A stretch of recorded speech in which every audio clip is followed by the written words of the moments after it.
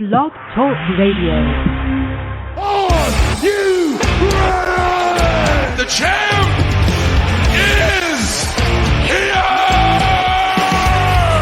It's just a man! Give me a hell yeah! What the rock is cooking?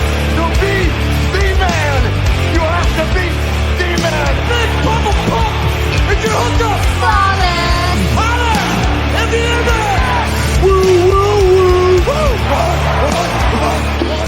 Coffee in the big day.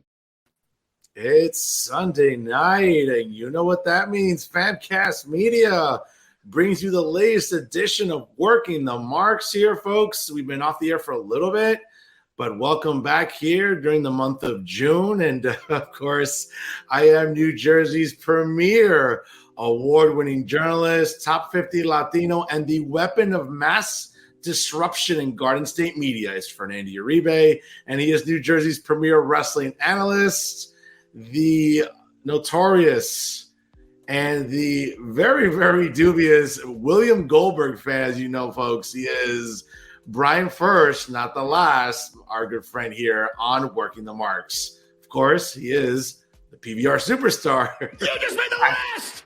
Patrick Rivera. What's going on, big man? You see how that word Goldberg just gets heat? Like you were like, oh no, Goldberg. He's a fan of Goldberg. God, William Goldberg. I'll tell you what's going on. What's going on there, Brian First? Brian First, not last. Do your research, bro. All right.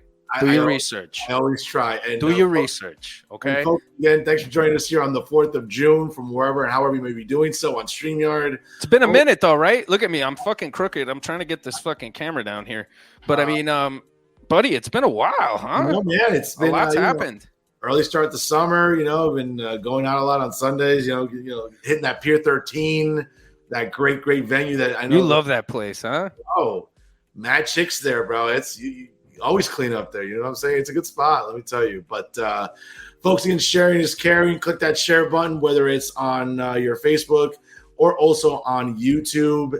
Get us on all your social media platforms, folks. You can check out our screen names down there and shoot us a message on Instagram, Twitter, or Facebook as well, ladies and gentlemen. And shout out to our amazing producer, D Rotten, who makes this show possible. Acknowledge me. And acknowledge our media chief, D Rotten, here on Working the Marks. Brian, I gotta tell you, man, a lot to talk about. You don't have to call me Brian. You could just call me fucking Patrick. This is just a fucking break balls. You know? Well, it's a little disclaimer. I think he doesn't like the name Brian for multiple reasons. That's for another show. No, not at all. My favorite wrestler's name is Brian. But there you go. So Patrick, bro, a lot to talk about right now. Obviously, the news feed. Let's get started here. Why do I look like I'm like in Hudson County Court? Like why does it look like that? Like I'm in a courtroom right now, and you look like you're I'm in the jail. Like I look like I'm in the jail. Listen, you look like Edward Norton in American History X. I mean, I'm not gonna lie, it's a good look for you. I like that. Oh no, but I don't get down like that. All right, I'm not one of those skinheads. I'm a sharp. There you go. But bro, a lot to unpackage here. Obviously on the news feed, one of the big stories over the weekend, major dream match that we've been thinking about for years is now a reality. Yeah. Coming up, obviously during, I believe, a New Japan Dominion this weekend, there was a show where Okada, Tanahashi, and Tomohiro faced off against Shota Umino, Jon Moxley, and Claudio Castagnoli. Subsequently, after the match itself, we saw a video airing of Bryan Danielson walking through a desert. Therefore, Danielson speaking to Okada and issuing the challenge for Forbidden Door later on this month in Chicago at the United Center. Busy. I think it's actually in Toronto. Oh, Toronto. Excuse me. That's right. My bad. It's going to be at the Scotiabank Arena, home of the NHL's Toronto Maple Leafs. You said that wrong, Fern. You got to say Scotiabank Arena. Scotiabank. And home of the NHL's Toronto Maple Leafs and the NBA's Toronto Raptors. I got to tell you, man, listen, it's a pretty big size building. And if you want to try to fill it, you got to come up with some dream matches. And subsequently, too, obviously, with William Ospreay defeating Lance Archer, he's now the #1 contender for the New Japan U.S. Heavyweight title, which sets up a rematch from Wrestle Kingdom against Kenny Omega. So this Forbidden Door card's looking pretty good, man. Well, congratulations, Tony Khan. You got my fucking attention again. I'm really, really interested to see what comes of this whole thing. I think it's about time that we get Danielson and Okada. Kenny and Ospreay, it's interesting. The first match was good. It wasn't my favorite. I wasn't really such a fan of it because the way they just stiffed the shit out of each other. And I understand they work snug in Japan. I get the whole strong style thing. I get all that stuff. But I mean, I just felt like it was a little unnecessary. Didn't really do much to add to the greater story of the match. And I kind of enjoyed Zack Sabre Jr.'s match and Okada and Jay White a lot more. With that being said, for that audience, regardless of how I might feel about it, it's going to be a really, really big matchup. The crowd's going to be into it there. It's certainly going to deliver. But do I think that it's going to be better than the two best wrestlers in the world, Bryan Danielson and Kazuchika Okada? Hell no. That's going to be the match of the night, and I think everybody knows that. So good luck to anybody else that has to work on that card, because that's going to be a tough act to follow. If Tony Khan was smart, he would definitely make that the main event, you know? And just to add to that, for Forbidden Door, I'd like to see a couple of other matchups. One of the matchups that I'd really, really like to see is MJF against Toru Yano. Toru Yano is more of a comedy wrestler guy. He's a Japanese, amateur wrestling champion. He's a legit dude, like a lot of those guys out there are. And he's a really good comedy wrestler, and he's great with the character work. I would love to see him in MJF. I think he'd be the perfect matchup for MJF. Obviously, we're going to end up seeing Tanahashi and CM Punk, right? I think it's fair to say that, unless they do Kenta versus Punk. I think Kenta versus Punk would be a more interesting matchup, especially with Kenta calling him out over using his move and not really giving him any credit over it. But regardless of that, I think that this is one of the high points of the year for AEW. I think anytime that they get to work with a company the caliber of New Japan, as far as it goes with their in-ring talents, it's always a plus for them. So they have my attention now. Let's see where they go, because usually they shit the bed after this. Last year's wasn't as good as it could have been. You didn't have the guys that you wanted in it. Danielson was out. I don't think Punk was injured too. So it was a bad scene all around. But congratulations, Tony Khan. You got my fucking attention again. No, what's interesting though, I mean, again, and this will make you laugh though, Pat, because bell time will be 7 p.m. So last year's was nearly 5 hours. I anticipate probably this year's Forbidden Door is going to be just as long.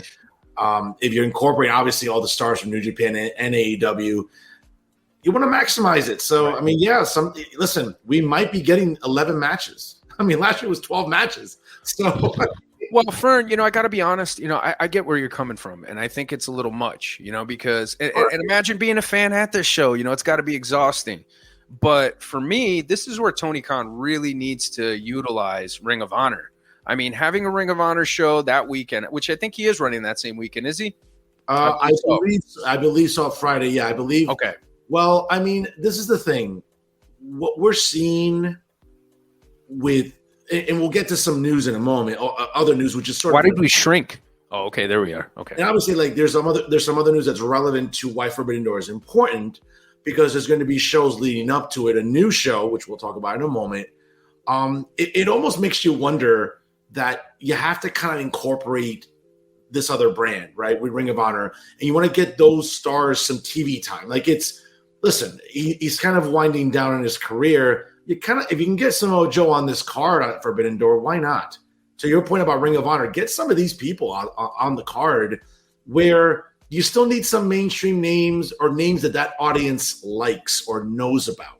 I think it's New Japan. You're a New Japan aficionado. You're going to know New Japan's rosters probably better than any wrestling, analyst locally here on the Northeast for the most part. I know bigger fans. My buddy ASJ, he's a big fan. Shout out to ASJ. It's one of those things where it's important to get some other names. To your point about Ring of Honor, hey, if you can get Samoa Joe in there, probably the Lucha Brothers, right? They might defend the Ring of Honor World Tag Team titles. But if they're doing it that weekend with a Ring of Honor show, that's good too, I think.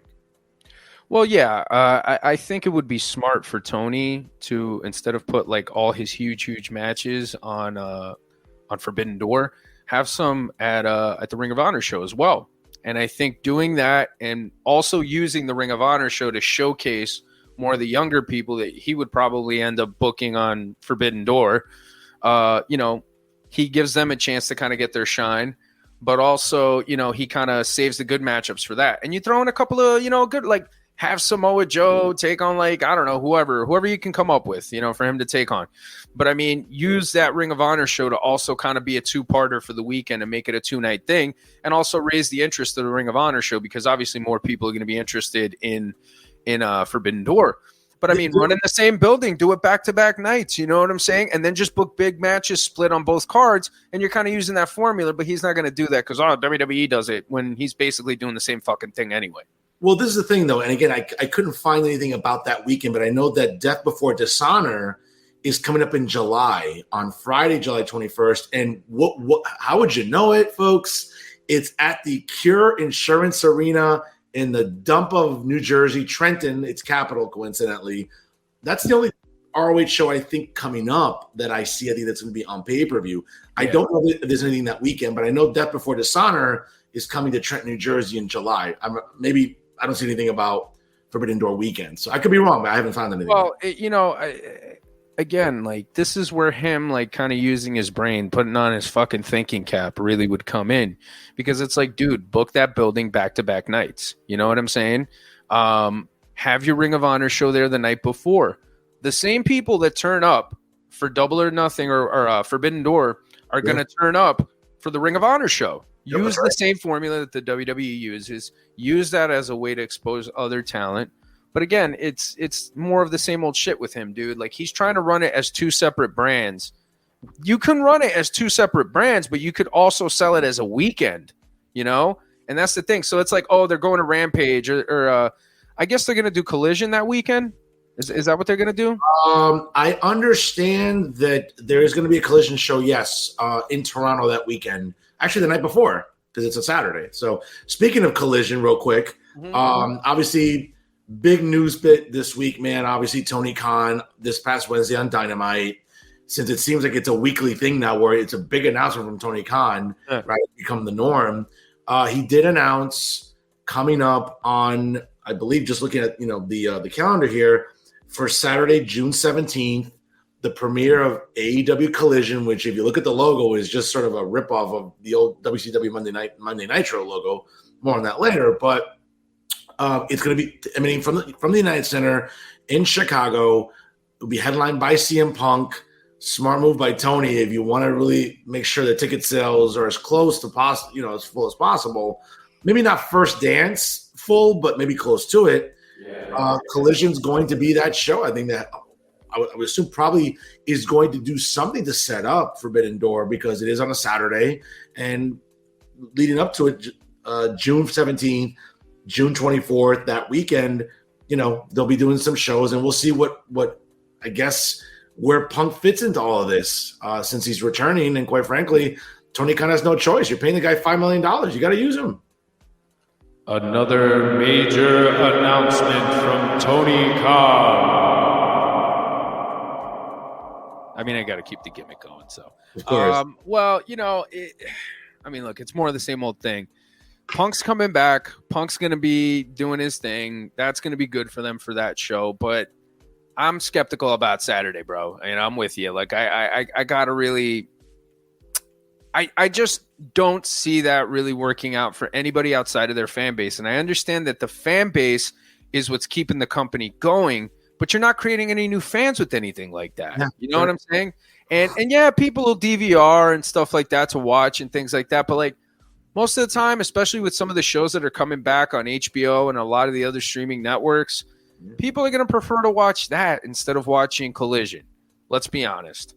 So I expect it to do well at the beginning, depending upon what they do, depending upon where they go. From what we're hearing, too, there's some rumors that CM Punk and Ace Steel have some creative influence on the show itself. What that means, we don't know yet. You know what I'm saying? But obviously, his stuff is going to be done pretty well for the most part.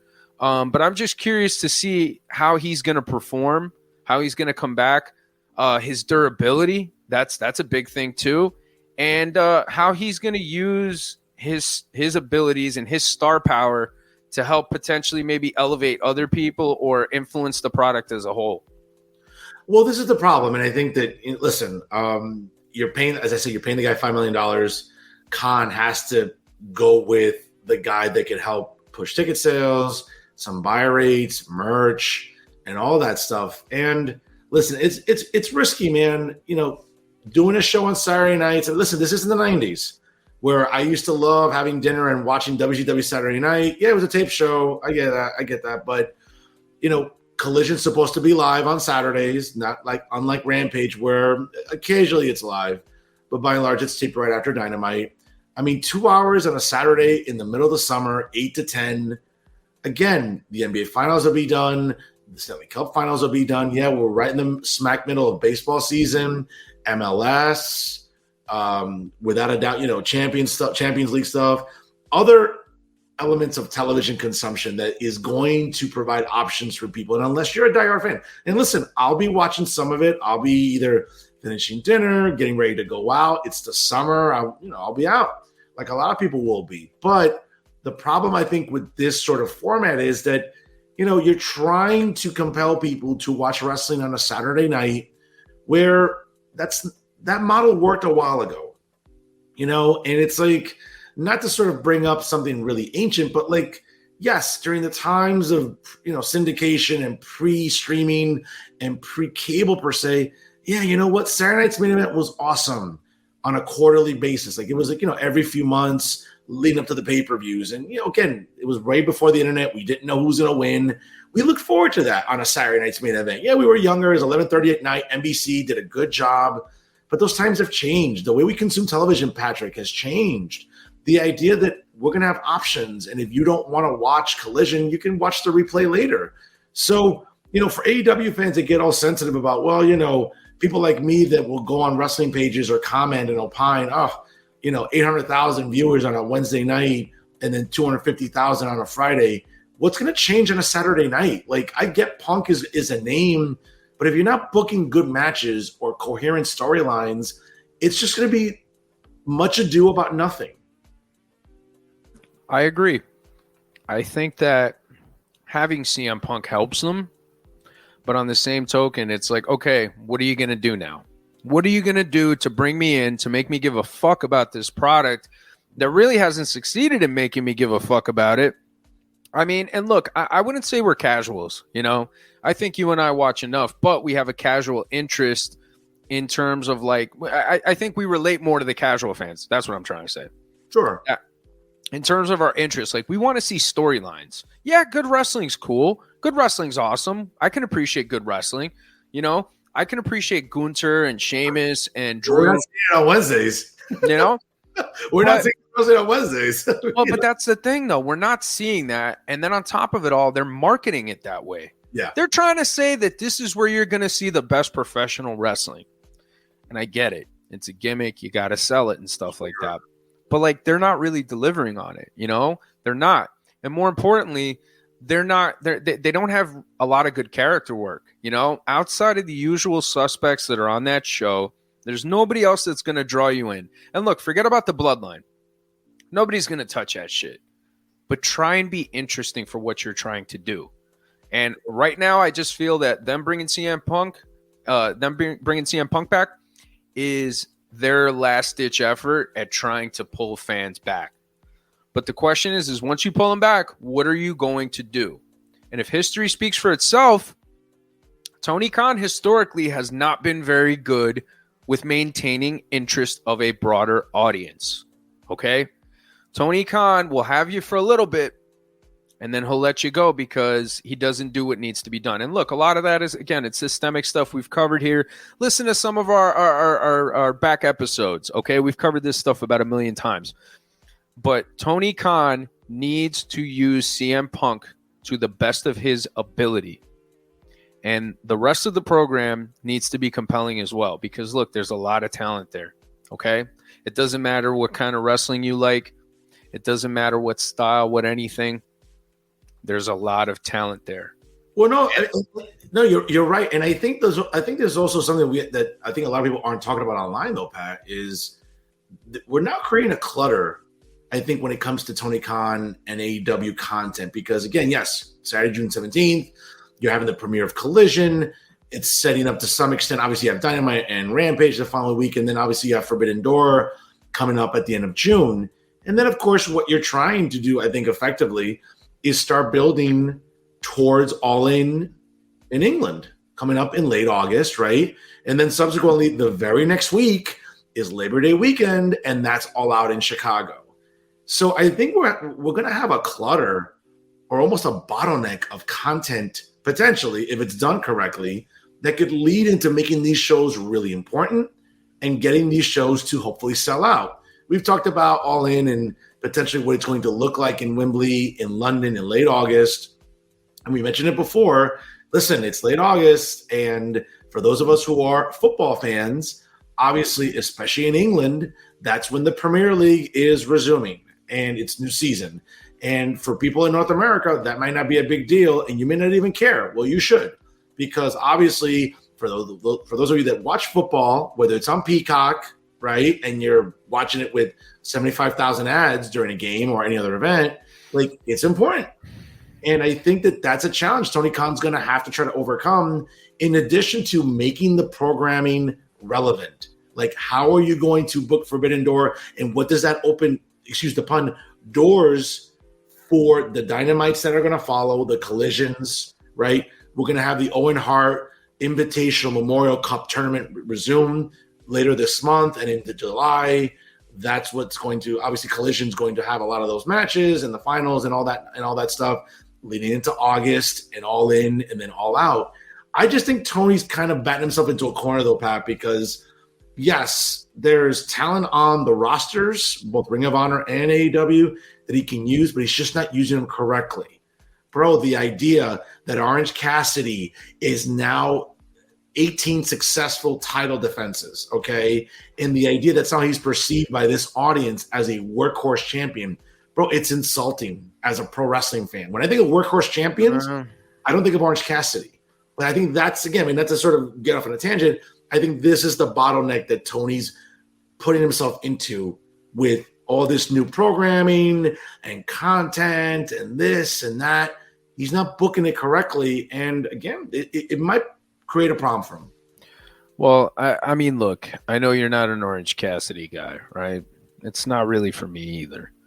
But if you look at the ratings, you know, per segment, his ratings always peak pretty high, man. And whether it's for us or not, it's for that audience. Yeah. And they like it and they're interested. And more importantly, I think for people who've never seen the gimmick, there's a certain level of intrigue, you know, like, what the fuck is this about? The guy with the sunglasses, you know what I'm saying? You know, and he's got his hands in his pockets and stuff. Yeah, he looks like a fucking DJ. He doesn't look like a wrestler. Apparently, I found out, and I'd like to credit our friend Christopher Michael Coppinger here at D. You know, can we give him like a Hot 97 horn or something like that? Or can we give him, like, you know, something like a shout out? Anything, D? No? All right, fuck him. But there we go. Thank you. Good friend of mine, CMC, told me that the character is based on a character played by Paul Rudd in a movie called Wet Hot American Summer. Now, obviously, when he told me that, I thought it was an adult film. I didn't know what it was about.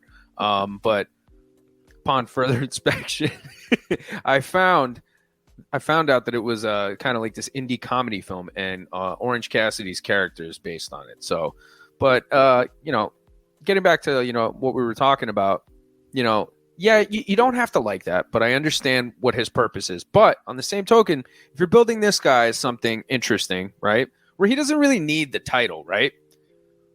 What about Wardlow? What are you doing with Wardlow? Because Wardlow, to me, looks like a serious main eventer. You know, Orange Cassidy is a cult character. That's what he is. He's like a cult favorite character. You know, he's a good worker. He can go. He has abilities. Okay.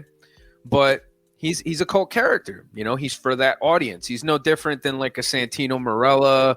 He's no different than any comedy character that we've ever seen. R-Truth, you know, he's no different than that. And all three of those guys are good workers in their own right. But Wardlow, to me, is a guy that's kind of like going down the drain. The Acclaimed, what are they doing with them? What's going on there?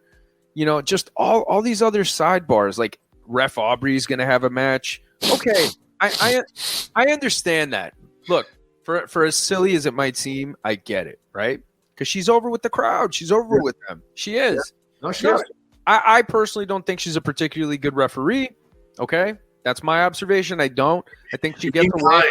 You're being kind. I think she gets in the way a lot. Nah, man. Look, you got to give her surface level respect, man. She's getting in the ring. She's doing it. Okay. Anybody who steps foot between those ropes, you got to give them entry level respect, man. Sorry. But for TV, for the stuff that she's doing, she's in the way quite a lot. So she ruins a lot of like tight shots that, the face to face, like Hogan, fucking Rocky type shit where, they were doing that. Now imagine if Earl Hebner was standing smack dab in the middle of that fucking shot, or whoever the referee was in that match. I think it was Little Nate. But like, come on, man. It just little things like that. And look, I understand that, that her having a match is cool, but like, you should be focused on other aspects of your programming. You should be focused on showcasing the young talent that you have with good character work and getting them over and making them compelling so that people tune in to watch them.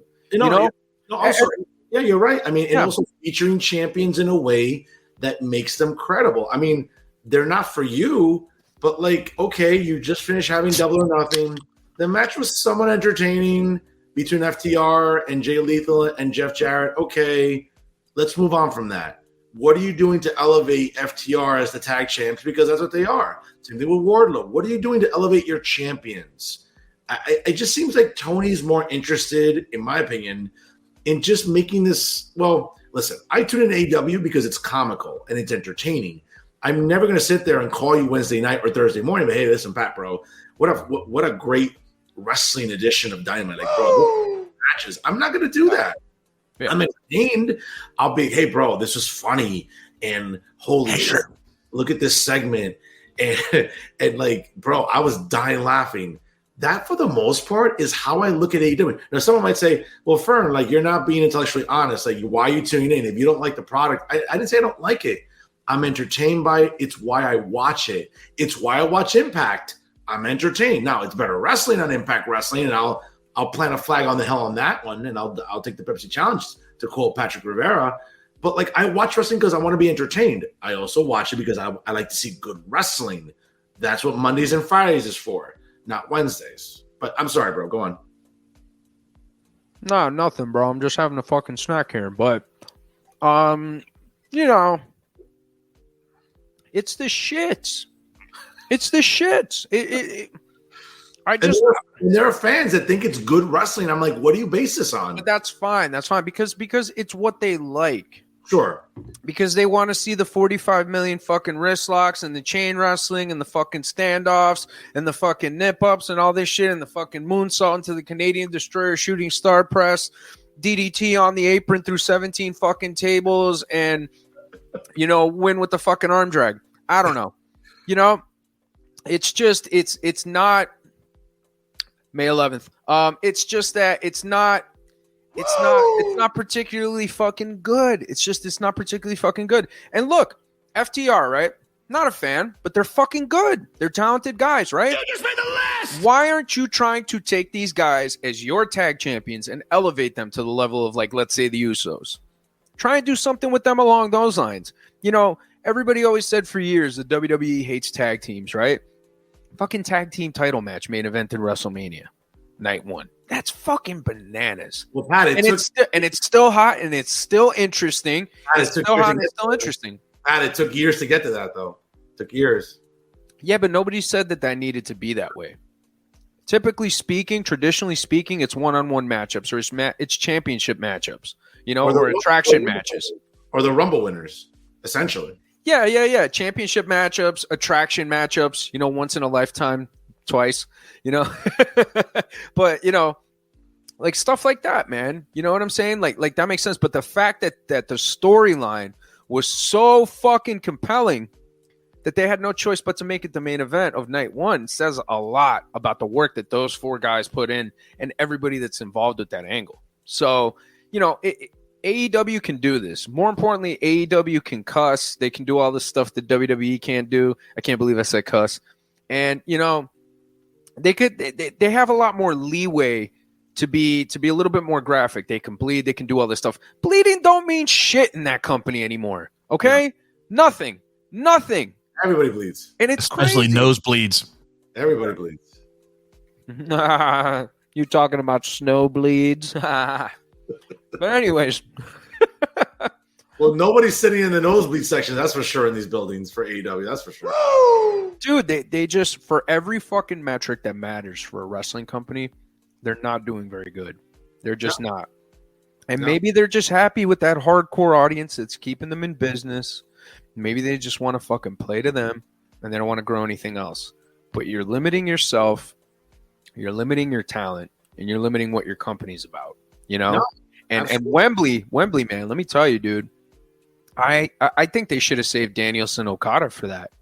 That's what I think they should have done. Fuck doing it at Forbidden Door. Do Kenny and fucking this guy. Do the rubber match at Forbidden at All In, and then do Danielson and Okada, bro. That's a dream match. People would come from fucking Japan to see that.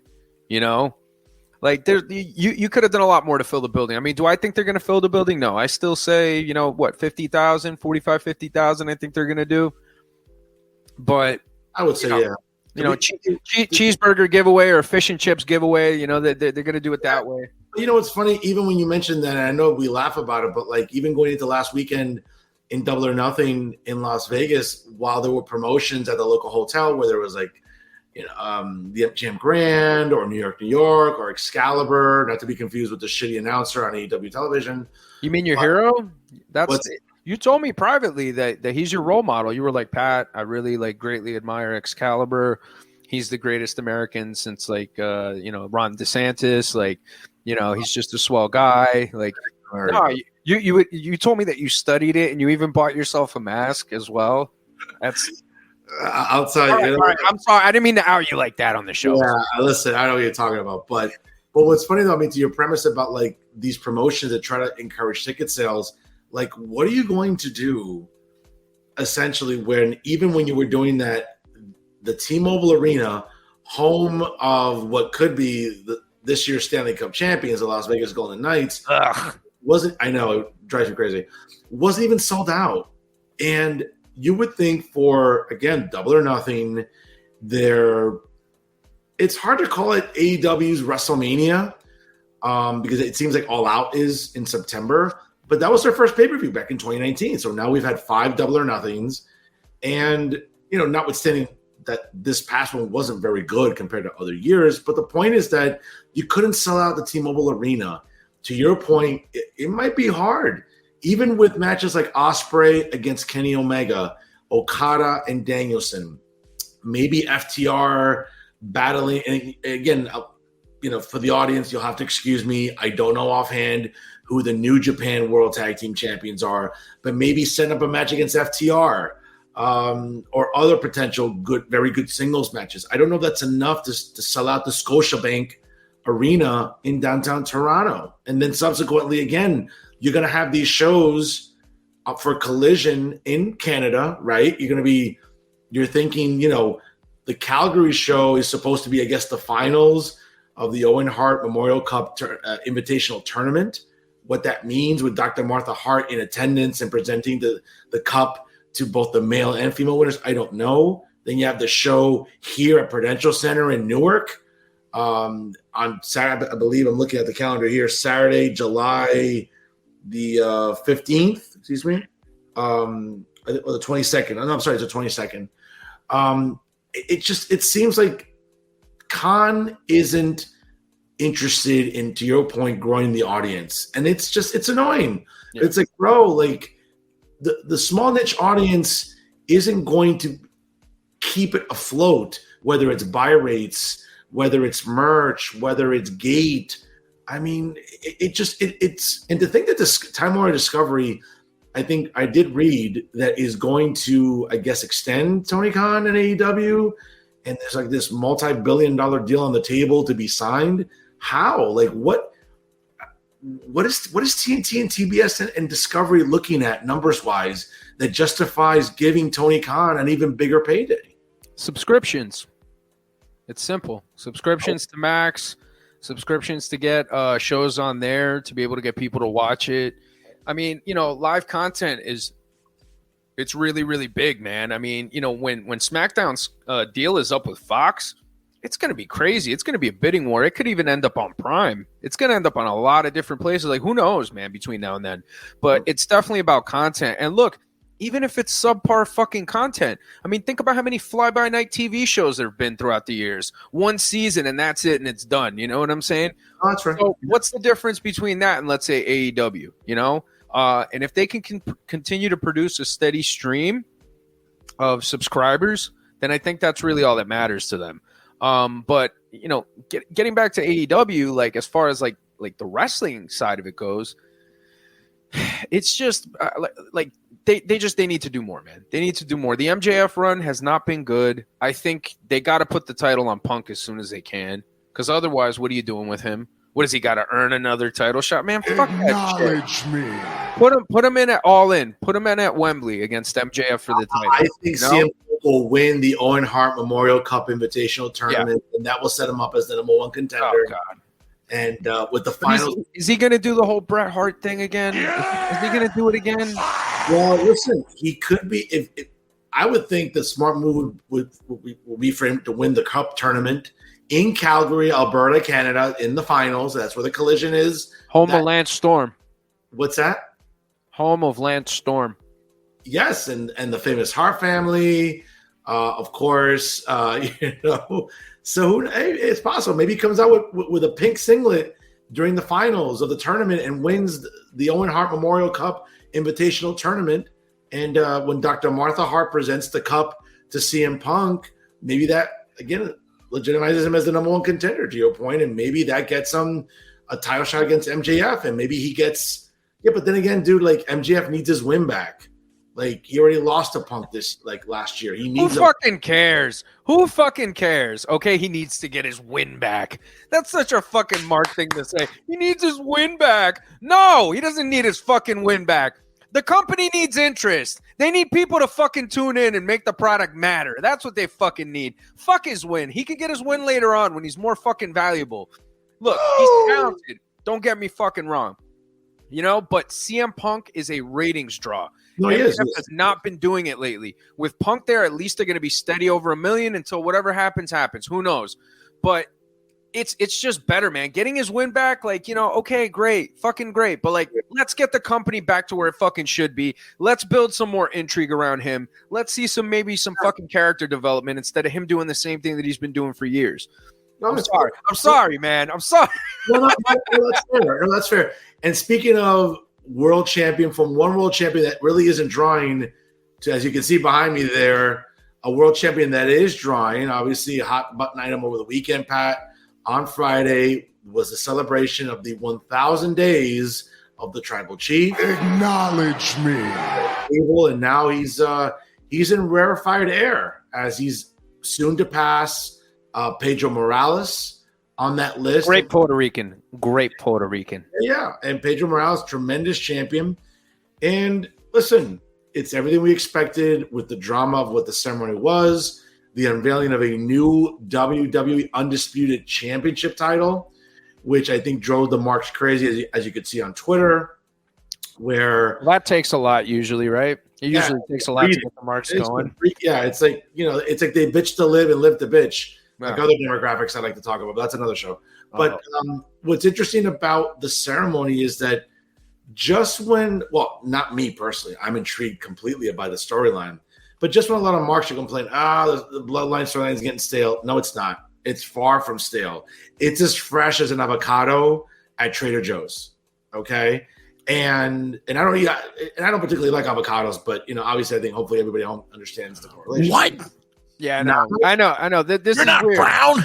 He's fucking Hispanic and he doesn't like avocados. What the fuck? I like guacamole mix with some chips and everything else, but I don't know. I'm not gonna go crazy about it. All right, so you don't eat it you eat meat and stuff like that, like a piece of meat, rice, beans, you know what I'm saying? And then what? A little aguacate there, you cut it up, you put the slice. Guacamole, But with guacamole, I'm talking about like you slice the avocado out of the fucking avocado, right? You put it over the rice and stuff like that, the rice and beans, and you eat it like that. A little bit of salt. You don't eat it like that. You never eaten it like that.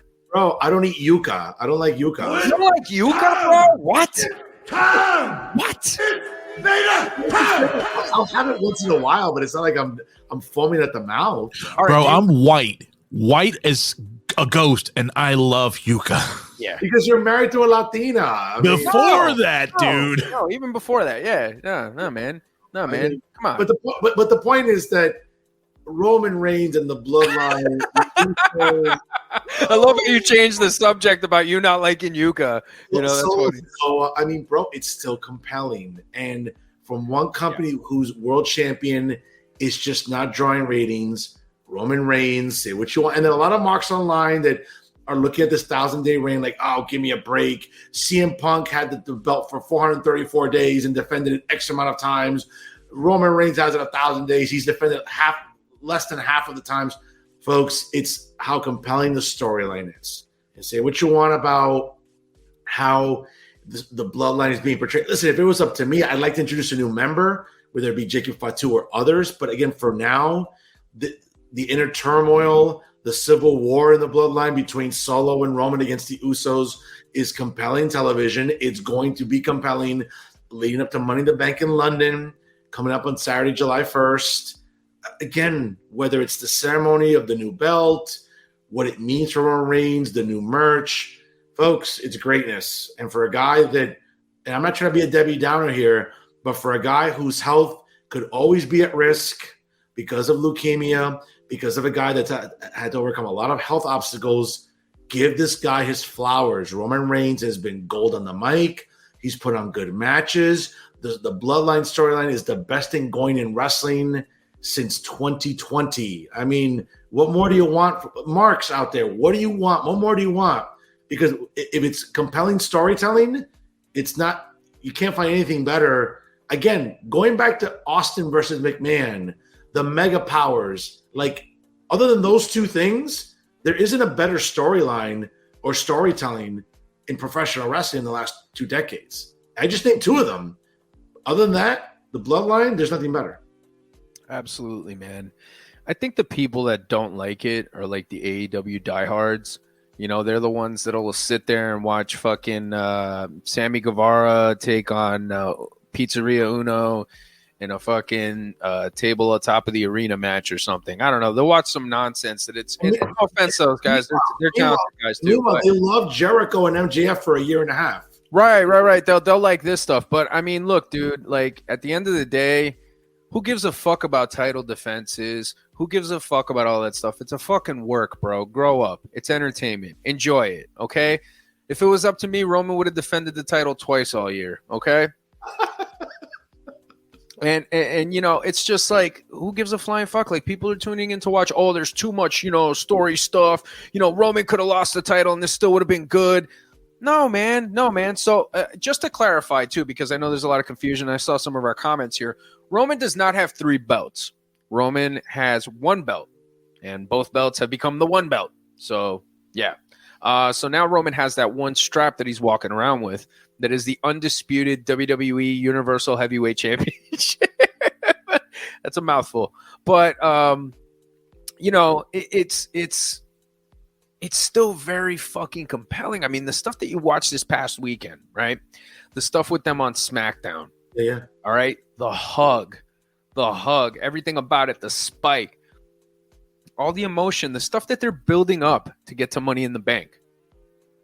I mean, that's going to be fantastic, man. I'm really, really, really, really, really excited about that stuff. And again, you know, the people that don't like it are the people that want to see 47 flips and hardcore wrestling, you know, or they like the indie stuff, and that's fine. Go watch that stuff. That's cool. But like, when the numbers add up and everything that matters in the business is there, like money and numbers and all that good shit that, you know, keeps wrestling going.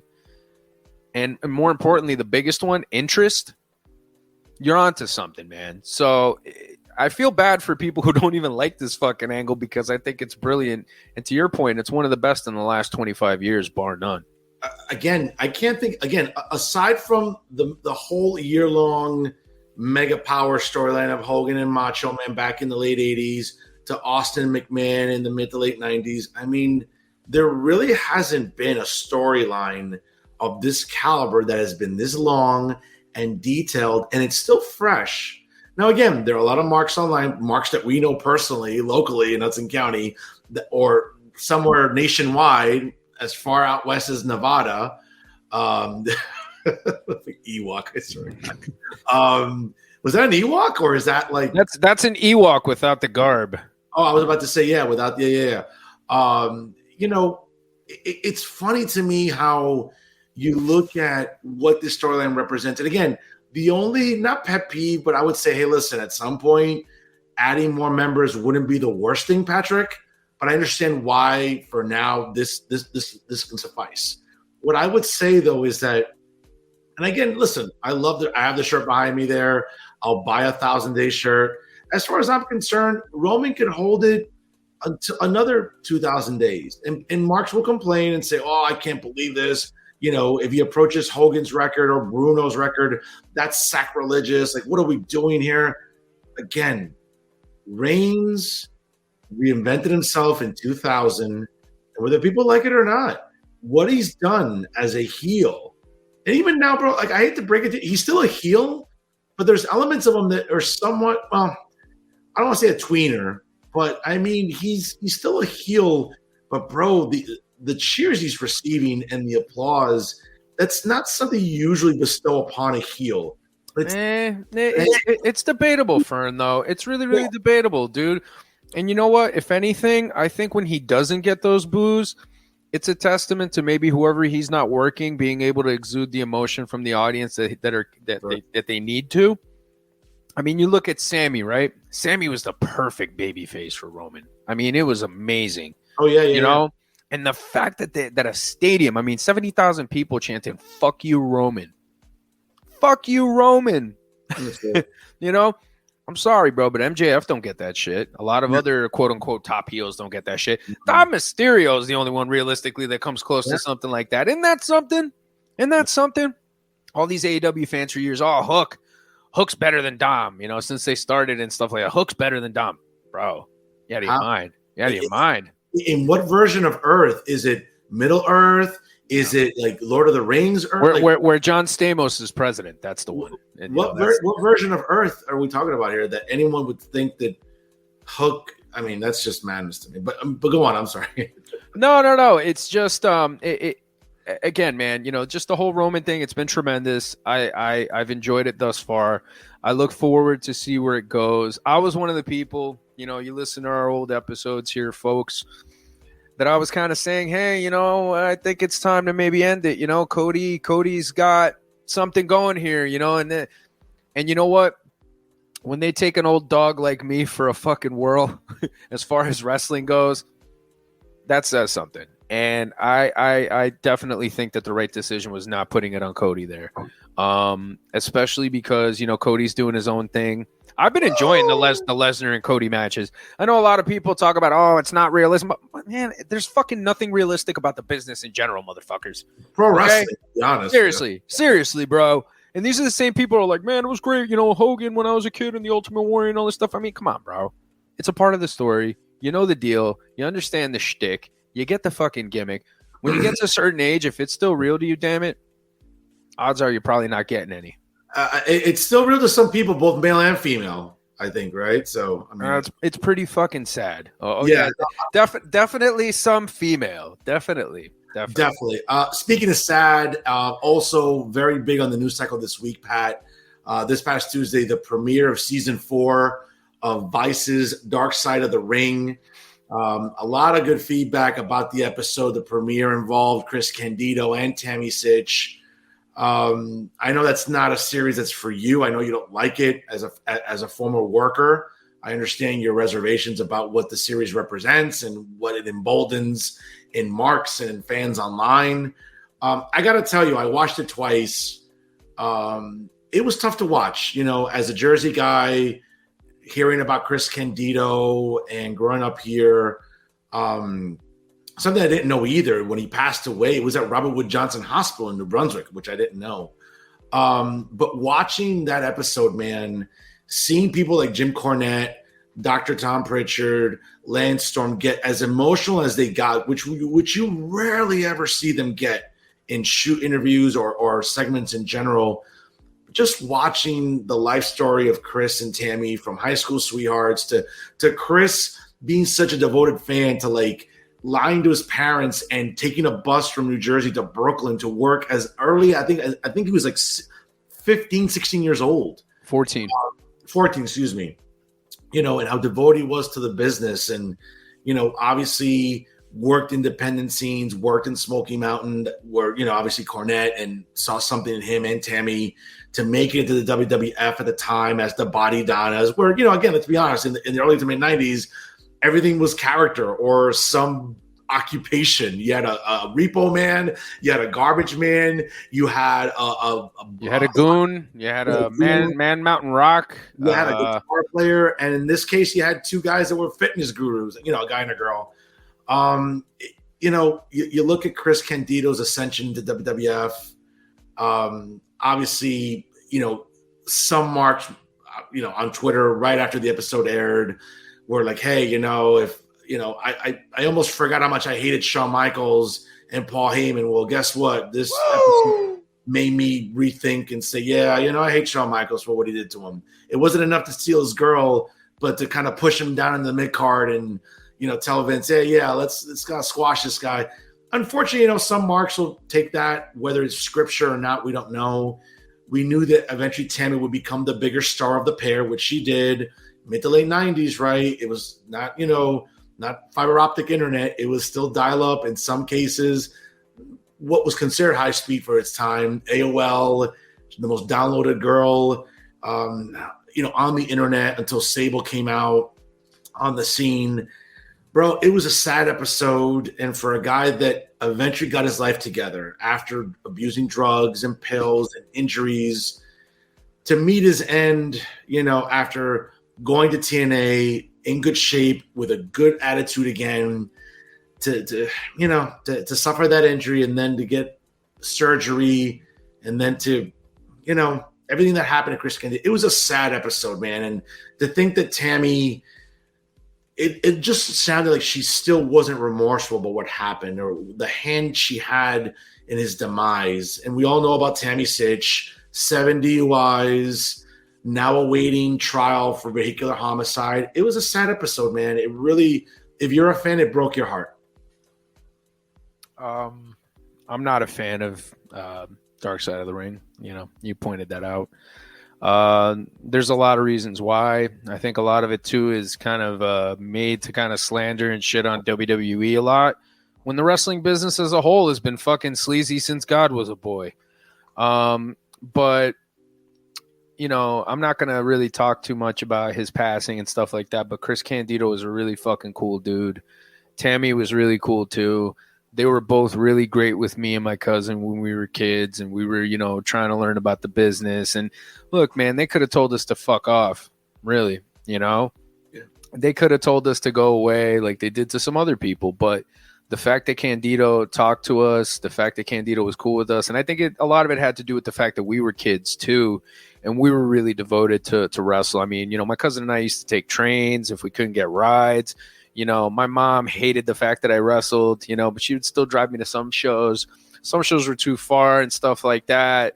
But, you know, I did everything I could do to try and go. And so did my cousin. And you know, the fact that Candido saw that, I think he kind of really related to us in that sense. And he was just really cool with us. And, you know, we saw some of the negative aspects, I think, of their relationship and how, you know, toxic it could be.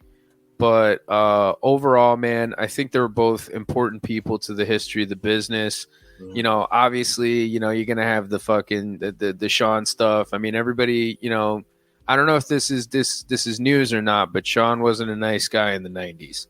And everybody was rolling with Soma, you know, Somas.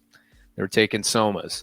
And you know, everybody was getting high and everybody was messed up, man. But, you know, for me, regardless of what was said on the show, Chris Candido will always be remembered, you know, by me personally as an amazing worker, a great person, and somebody who contributed very positively to pro wrestling. It's an unfortunate tale for both sides.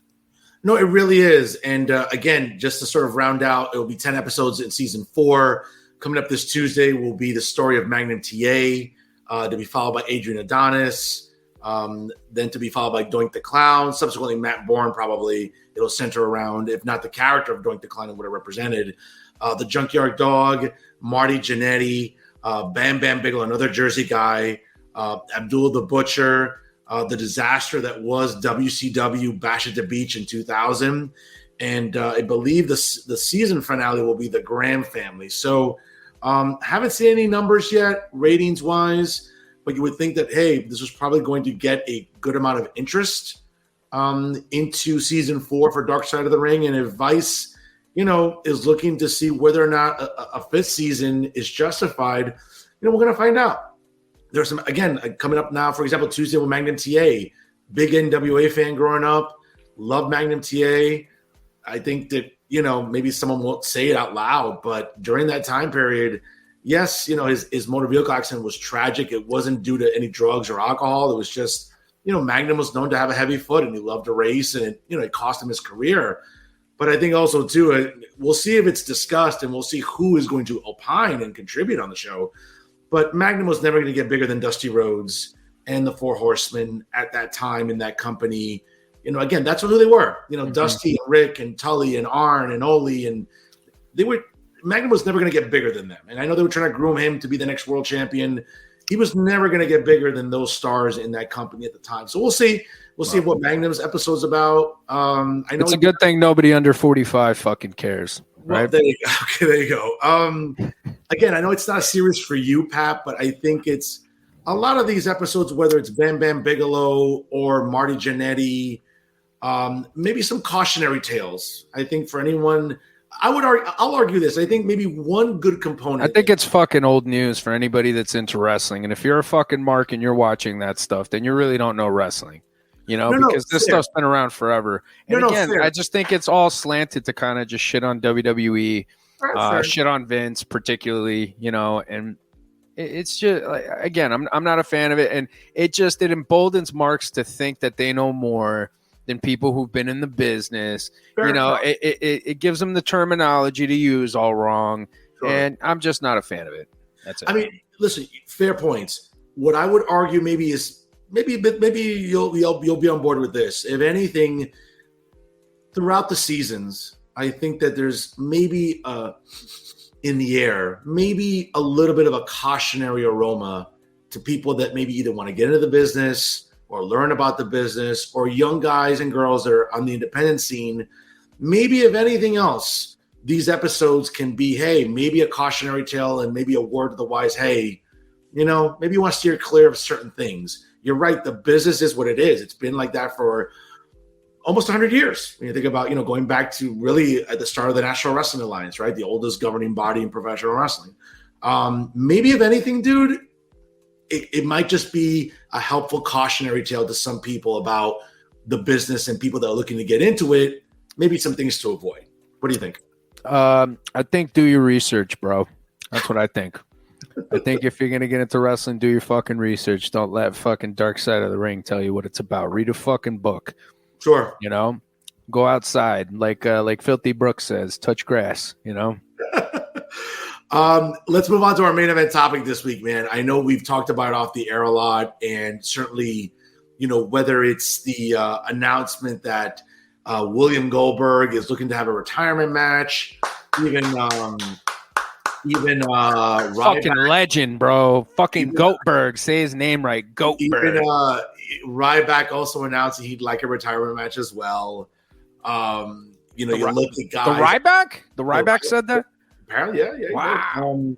Wow. So it got me thinking this week that there's always this discussion, though, Patrick, about how we view promoters and who they've dropped the ball with, or maybe haven't booked to our liking. So I want to be very careful in the way I use those sentences, because it's very subjective, and I don't want to fall into that mark trap of like, well, so-and-so dropped the ball with this guy and this girl and then book them the way I liked. And again, that's what gets marks in trouble. But I think to be a little bit more intellectually honest. Well, that and the stuff that they're downloading at home. Sure, of course. No, of course. Let's kind of let's have a quick chat here about maybe guys and girls over the years that haven't been presented in ways that we liked, or maybe could have been a little bit better. Again, I want to avoid dropping the ball, because that always seems to be the line that's levied at Vince McMahon, right? Oh, Vince dropped the ball with this guy, and Paul now, Triple H, is dropping the ball with this guy or this girl. It's interesting because for all the scorn, scrutiny, and vitriol that Vince McMahon has gotten for decades, and even now to a little bit now Paul Levesque, why doesn't anybody have that same vigor with Tony Khan? Because I'm telling you right now, I'm running out of fingers and toes to name the amount of guys and girls that Tony Khan has not booked well or presented well. So again, if Marks are going to be intellectually honest, I know that some of them struggle with doing that, but if you're going to get on Vince and Paul for, hey, I don't like the way they've been using this guy or girl, hey, can you be a little consistent and be outraged about Tony Khan? Because if anyone's done it more egregiously in just 5 years, it's Tony Khan. Yeah, I agree. I think Anthony Rafiq Khan has certainly been a man who has dropped the proverbial ball. I just think that Tony's biggest fucking problem is that he doesn't take the stars that he has to build mainstream interest. Again, doesn't grow his audience. Uses the talent that he has to just cater to the marks. And the marks are really simple. Like, just get somebody Japanese or who can do a moonsault to take a shit in the ring, and they'll fucking watch. You know what I'm saying? Like, it doesn't matter what it is. As long as you have that criteria, you're going to be just fine. You know, just a lot of the decisions that he's made through the course of AEW has just been really, really off, and hasn't been something that a wrestling promoter that's trying to grow a company could or would do. We take the case of Miro. Yep. Miro, this guy who was a cult favorite in WWE, but was somebody who the casuals kind of dug. I mean, the Rusev Day shit was super over, man. It sold shirts. It sold merch. It sold shirts. It sold merch. Crowd was into it. The crowd was always hot for it wherever the fuck they went with it. Maybe it's a personal thing. It's a personality issue. Who knows? I don't know what the problem is there, but that's one guy you could look at and say, yeah, he kind of dropped the ball with CM Punk. Another guy that, you know, you look at and you think to yourself, man, they could have just done so much more with this guy. You know, why didn't they bring him in while he was rusty, while he hadn't had matches in a while? Use him in a Piper's Pit type of spot. Use him to get over guys like Darby. Use him to get over guys like Pac. Use him to get over guys like Jungle Boy, people who can't talk. Use him to get over Adam Cole. You know what I'm saying? Like, use them like that so that you can build up other people's matches who maybe aren't as charismatic as he is, and then use that program after a couple of months to be able to, you know, set up his first program. But no, they didn't want to do that. You know, why didn't you put the title on Danielson as soon as he came in, when he was hot, when he had just worked the WrestleMania main event against Roman and Edge? Like, why didn't they do all these things, you know? And again, you look at Tony Khan, you see the body of work. It doesn't promote a lot of confidence. It doesn't matter who's coming in, man. It doesn't matter who's coming in, okay? You could have Peak Austin and he would drop the fucking ball with this guy. That's just the way it is with him, you know? You know, I think also, too, I think it sort of lends itself to this, I think, narrative that the marks that love that product, again, struggle to be intellectually honest and objective. Like, the idea that you're looking at, to your point about, hey, Danielson came in and he was hot and he fought, you know, he went up against Kenny Omega at the first Grand Slam event in Queens in September of 2021. So the idea was, well, you know, we're going to wait to put the belt on Hangman when he returns from paternity leave because Hangman's, you know, deserving, or he's bought his time and he's the rankings, bro. It's the rankings. Yeah, the homegrown. No, like, Danielson was as hot as you could get for a guy coming in. Put the belt on Danielson. Dropping the ball with him. Maybe not booking Adam Cole, I think, as well as he should have. What's that? Not booking Adam Cole as well as he should have, Tony Khan. Why should he, though? Well, listen, Adam Cole is good with that audience, right? I mean, for that audience, it works. So why not elevate him more? The same thing with other people you're bringing in. I mean, the idea that you're signing ex-WWE talent like Athena and not using her in a way that's a little more convincing. The same way with, Saraya, even Toni Storm. Yeah, listen, Toni Storm, congrats to her on winning the AEW Women's World Championship last Sunday at Double or Nothing. But again, from the moment you got her, this was a legitimate star, good worker. Someone who's good on the mic too, by the way, whether she's a face or a heel. Let's be honest about Toni Storm. Good overall package. Everything really, really, she just checks off a lot of boxes. But meanwhile, Tony's like, well, let me go with the homegrown girl. Let me go with Britt Baker. Let me go with this girl and that girl. And I understand all that, but that's not growing a business. On the flip side, again, and it's even Britt Baker there, Fern. Not to cut you off there, pal, but like even Britt Baker, right? Like, okay, Britt Baker, she can talk all right. She can do that whole fucking shtick that she does. But like, why didn't you like use Chelsea Green at the time? Like, he had Chelsea Green fresh out of that hot mess gimmick, man. Why didn't you use her? That's a chick that could work. That's a chick that could talk. And I know a lot of the marks that are listening right now, they're gonna go, well, she's barely getting any time in WWE, and she's always losing, and blah blah blah. She's being featured in a good way. They're building a character with her. Yeah. And more importantly, she's a woman who has great fundamentals and is a great speaker. And she's an attractive woman. How is that not somebody that you want to make a star? You know what I'm saying? Like, Britt is decent for what Britt is, but Britt didn't have the experience that Chelsea had. Correct. Yeah. You know what I mean? And just mistakes like that over a long period of time, I just feel like they've just been adding up for so long.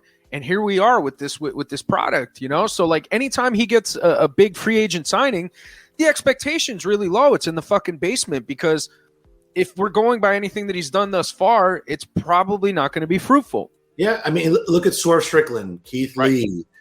Those are guys that good workers, have a certain look that can be appealing if you market it correctly. And guess what? You've squandered them. To take Keith Lee seriously now, you can't. To take Swerve Strickland seriously, you can't. And I think that's something that has become synonymous with Tony Khan, but the marks don't give him the grief that he deserves. On the flip side, again, listen, and obviously there's a much larger body of work. We're talking about 40 plus years, and I know that, we've talked off the air about things that maybe we haven't liked. Well, I haven't liked, let's say, certain endings or certain booking decisions. But again, I'm being a smart. It's something I haven't liked. But to your point about everything that's happened has gotten us to where we are today. What's interesting, though, is that now we're seeing fans that were, let's say, very harsh on Vince about booking or about presentation, not being as harsh on Paul. And I'll give you a couple of examples.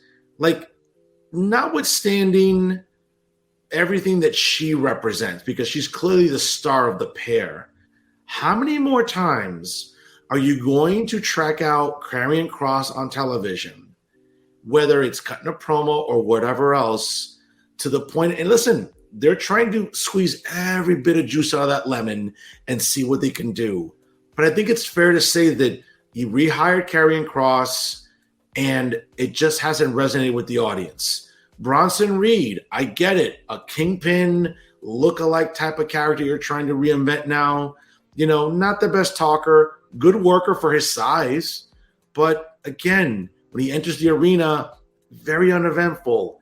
Johnny Gargano, love his character work. He's a guy that I think if you give him something, he can be very productive with it. I didn't like the changing of his theme music. I think that's what helped get him over a lot for a while. Again, not really resonating. Dexter Lumis, I think to some extent, some of the ladies.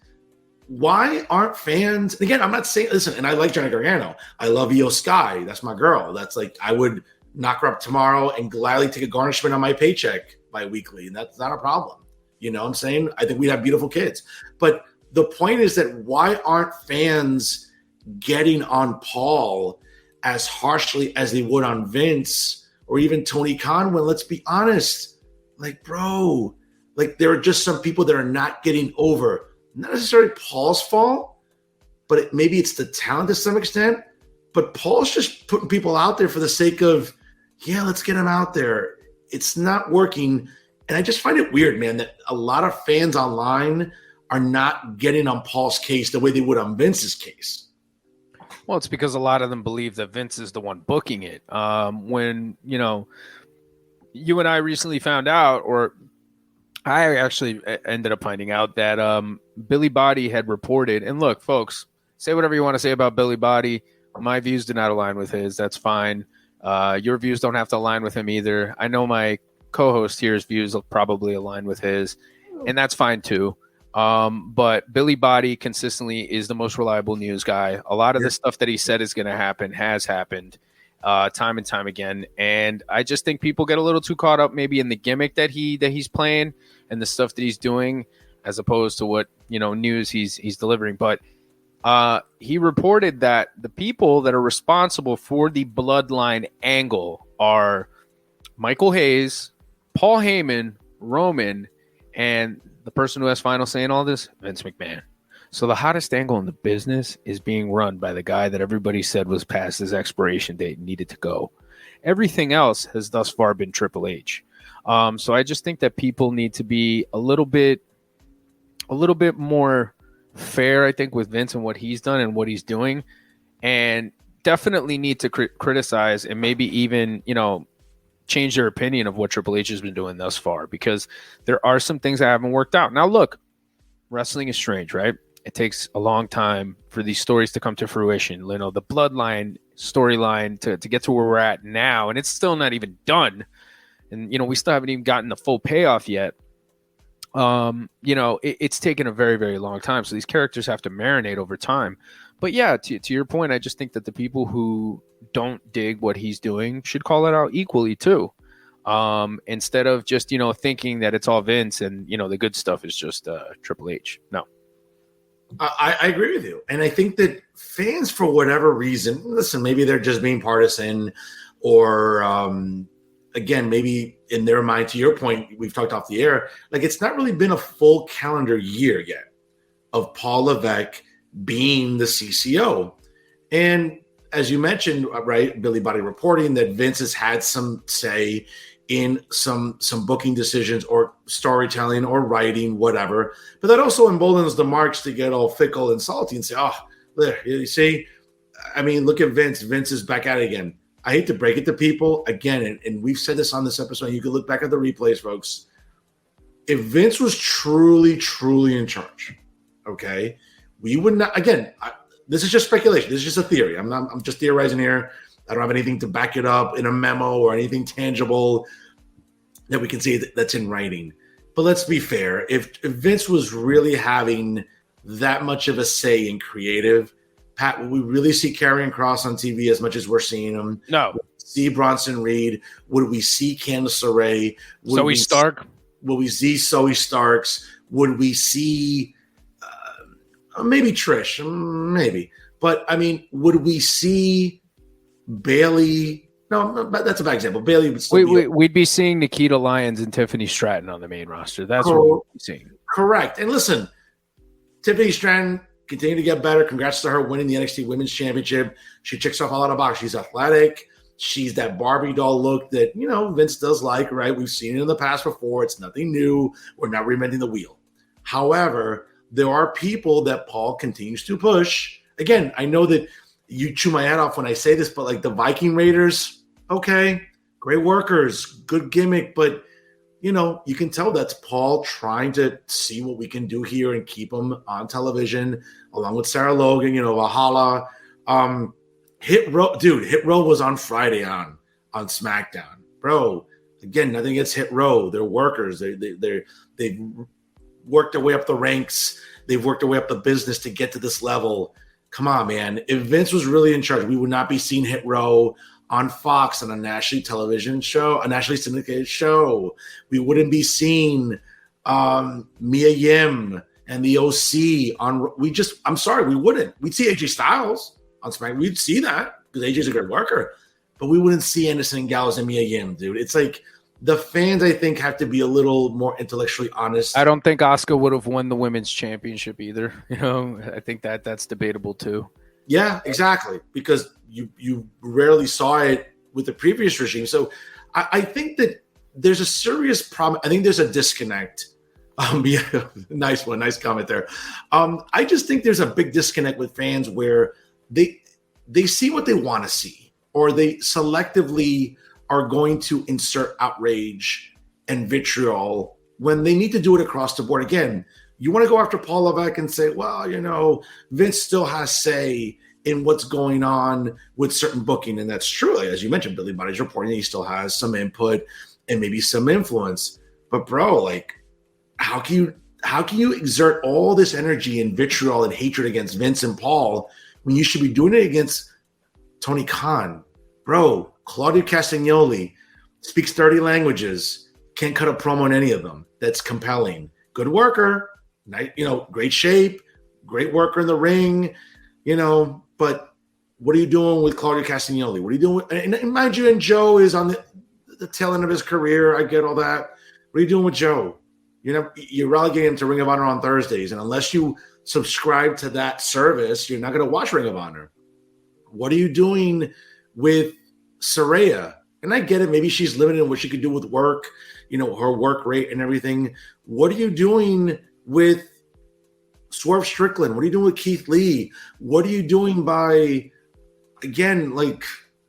Jericho? And again, Jericho's on the way tail end of his career. But what are you doing with guys and girls that you're signing or elevating or putting on national television and not using them correctly? Like, I just think a lot of wrestling marks don't exert their anger evenly, and there's an equivalency that they're not, I think, practicing. Yeah, I just think that they're people who typically hate WWE. They hate Vince. And most of what they like is, a lot of the AEW stuff, a lot of the mark wrestling. And again, that's fine. But at the end of the day, you can't look at what WWE does and say that they suck or that they're not good at what they do, because again, the numbers indicate otherwise. But just watch what you fucking like. Watch what you fucking like. You know what I'm saying? But like, be honest enough to admit that what you like is a niche product, and what WWE does is a global product. It's a global product. I mean, you saw that Saudi Arabia show, and people were going friggin' nuts, man. Yep. That's no different than coming to a big market around here. That's no different than going to Chicago. That's no different than going anywhere else where the fans are going to be hot. Okay? And, I just think that, yes, bring back Bad Bunny, definitely. I just think that, people do need to be a little bit more even when it comes to that stuff. And look, not everything WWE's done has been for me. Not everything that they've done in the subsequent 20 to 25 years has been great. But the execution of it, the professionalism of the talent involved, the skill level, it's all there. You don't have to like the story, but the professionals that are involved are top notch. No, they are. And I think it remains to be seen, though, again, as we approach a full calendar year for Paul, right around, I think, late July. I think right around once we get to SummerSlam, Patrick, that's going to be a full calendar year of Paul Levesque being the CCO, having complete influence about what the presentation is. And again, to this point, I mean, let's be, at least for me, I have to give him a grade of an A thus far. There's nothing that he's done, aside from maybe pushing certain people, which, again, isn't getting over with the audience, which is fine. That's going to happen. You have to break some eggs to make an omelet. But who is he pushing that's not getting over with the audience? Well, I would argue, I think Bronson Reed's a little flat when he comes out. I wouldn't even say he's pushing him. Well, no, not pushing him, but like he's featuring him like more on TV, like showing him on TV, featuring him. That's better term. Correct. Yeah, you're right. Correct. Okay. Well, I mean, again, he's using the time that he has to build up that character to get him to a point where he matters, just like a lot of these other guys. And I think one thing, I mean, I'll give him a B so far. I will. I'm going to give him a B. But I will say that he's done a great job with the Judgment Day. He's done a great job with Dom. He's done a great job with featuring him. Who I don't know who Natty Hart is. That sounds like a drink somewhere. I know who Natty Neidhart is, and no, she didn't get screwed. She did her job. It was her birthday. She should have won on her birthday. She should have won on her birthday. Is that the 11th commandment or something? Is that something I was missing? So, I don't know, man. I lost my fucking train of thought. That fucking comment threw me off. What were we talking about here? You were talking about you're giving. Triple H. Okay, so the Judgment Day stuff's been fucking great. Yeah. That stuff's been great. Some of the other stuff I'd like to see how it goes in the next year or so. But I mean, look, all in all, he knows what he's doing. He understands. I'm not too into some of the people that he's been kind of featuring. I will say that he's been making some great matches lately on Raw. As a matchmaker, he makes some really, really good ones, man. And obviously something is working, because they're drawing really great at all their house shows, which was a really, really big problem before. And, a lot of other podcasts and shows talk about that stuff, how, the house shows aren't drawing as good as, let's say, the big events or the weekly TVs are drawing. But, like I said, he's got to be for now. For not to cut you off here, I know we had a segment, or we had something in our Instagram story this past week where some of our listeners, some of our followers, can submit some of their questions for us here. And I'd like to take this time to answer some of these questions. Sure. So we only have two, but we have one coming in from our pal, Sweet Lou 826, Luis Rodriguez, who was on here before on the program with the Rican Wrestle Talk podcast. He's also moved on. He's doing a more of an introspective career kind of thing for featured talents throughout a course of time. I know I'm butchering it right now. But Lewis submitted a question and asked, who would be a better option to win the Money in the Bank briefcase, Logan Paul or Dom Mysterio? Pick only one. Oof. Well, I'd like for you to take this one, Fern, and I'll give my answer after. Well, I think for the purposes of marketing and who's more main event ready, I would say Logan Paul. And the reason that's my answer is I think that what we've seen Logan Paul pick up in the last 2 years has been remarkable. He also has a good eye for the business. Not to say Dom hasn't improved. Again, don't get it twisted, folks. Don't think I'm shitting on Dom Mysterio. I think the guy that's more main event ready and a guy you could feature on a pay-per-view in a main event type of atmosphere, I think, is Logan Paul. Dom's not there yet. Good heel, growing, nuclear, generic, organic heat. That's what Dom Mysterio represents. But for a guy that is easily a more marketable villain across pop culture, I think it's Logan Paul. Okay, so I'm going to kind of make an argument for both and then give my pick. I felt like what you highlighted with Logan Paul was perfect. I felt like you summed it up very, very well. He's obviously a guy who's a little bit more mainstream. He has his own following. So, again, you're going to be bringing in other fans. People are going to start watching wrestling that normally wouldn't watch wrestling. And, he's shown physically that he's a big talent and he can perform in a big spot. Also, if he has a good talent to work with him, he can achieve that. As far as being workers go, I have to give the edge to Dom. Dom is doing it more consistently. Yeah, Dom has been doing it a lot longer. Right? That's right. Yeah, that's right. Dom has, to your point, organic heat. Okay. People don't even let him talk anymore. He can't even get a word in on Raw or SmackDown or any show that he appears on. Okay. Anytime that dude holds a microphone, he can't get a word out because the crowd is just all over him. Yeah. Now, as far as Dom's story goes, I still feel like it's kind of unfinished with him and his dad. I feel like we still need to see more from that. I feel like, in that instance, Dom needs his win back. But I think that we need to see more from that. And I feel like him becoming world champion, even if it is good, if that's his first if that's his first championship that he wins, singles championship, I feel like the world title would be good. But part of the thing with Dom is that he's kind of like the coward that's got to hide behind the girl and hide behind the crew. And I just kind of feel like he needs to kind of run with that a little bit more. And I also think that given who, the world heavyweight champion is now in Seth Rollins, I think that Logan Paul cashing in on him would be perfect, especially, considering the match that they had. So I'm with you. I would have to pick Logan Paul to be the guy. And it's going to be very interesting to see what happens between now and then.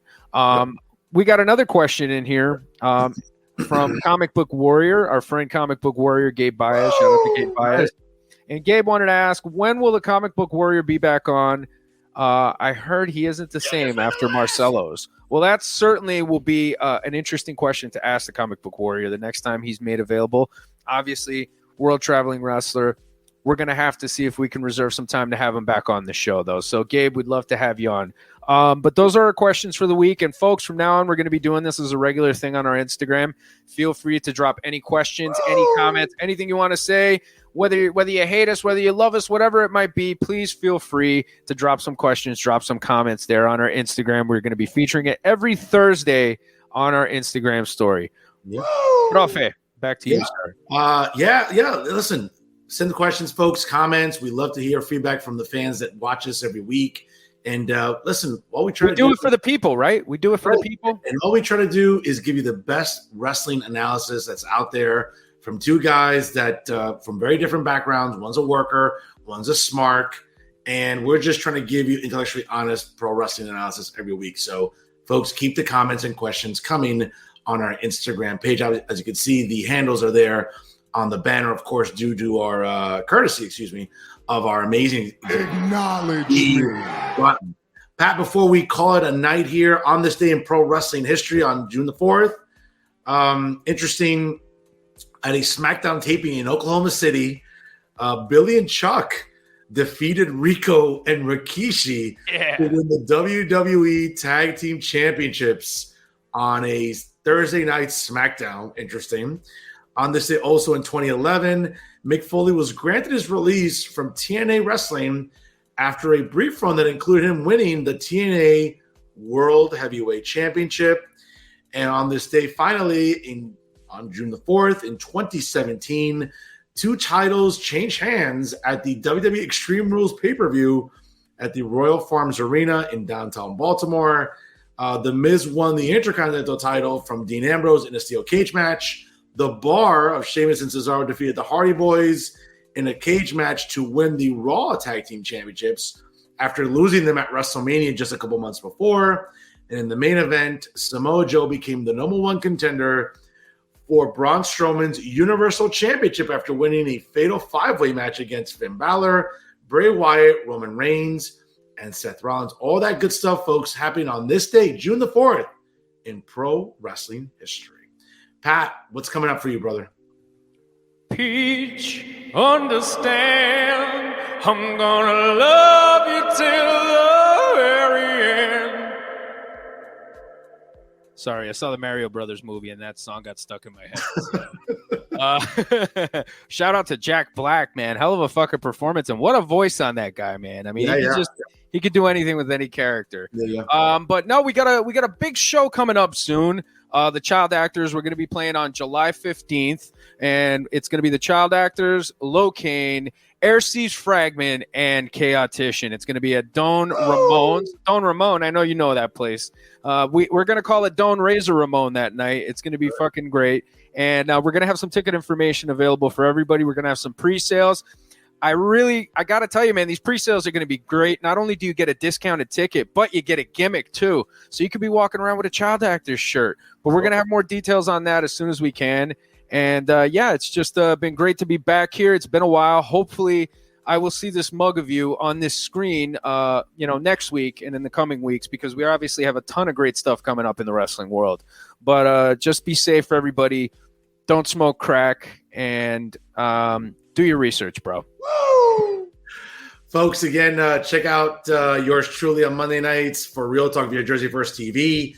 Great traffic for the month of May, all organic, 12,000 plus views for Real Talk with Fernando Uribe. I couldn't do it without you, my loyal viewing audience, so thank you to that. Folks, check out Working the Marks, obviously, on YouTube. Make sure you always, click that like button on Facebook. Follow us on Instagram and Twitter. And without a doubt, folks, whatever you can, sharing is caring. Share Working the Marks on all of your social media platforms. Hey, It's why the show is growing. It's why the traffic is nice, and we'll continue working hard. Yes, we'll be twerking the marks. That's right. That's what we like to do on here. Even tweening the marks sometimes as well with some of our opinions and our outlook, of course. Folks, he is New Jersey's premier wrestling analyst and big William Goldberg fan. He is the notorious, the glorious Brian First, not the last, of course, a.k.a. Patrick Vincent Rivera, the PBR superstar. Folks, I am New Jersey's premier journalist, top 50 Latino, and of course, the weapon of mass disruption in Garden State Media. Fernando Uribe saying so long, folks. And as always, thank you so much for watching us here on Famcast Media. And you know, if we're doing it, it's always working the marks here on StreamYard. Have a great weekend, everybody.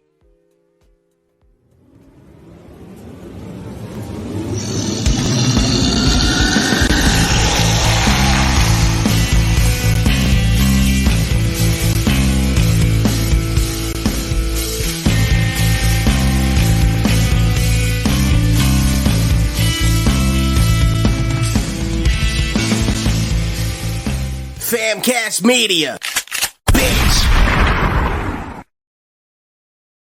Famcast Media.